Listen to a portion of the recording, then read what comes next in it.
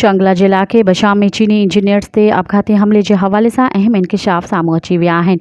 CTD ज़रिए मूजिब हमले में मुलविस अहम कमांडर ऐं दहशतगर्द नेटवर्क जे बेनक़ाब थी वियो आहे। बशाम हमले में मुलविस नेटवर्क जो ताल्लुक़ पाबंदी बढ़ियल तंज़ीम TTB सां आहे। उन खां अलावा 10 खां वधीक दहशतगर्द ऐं उन्हनि जे सहूलियतकारनि खे गिरफ़्तार कयो वियो आहे।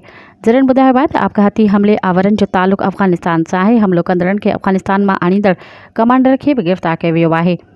गिरफ़्तार माण्हुनि में 4 सहूलियतकार बि शामिल आहिनि। बारूद सां भरियल गाॾी अफ़गानिस्तान में तैयार कई वई आहे।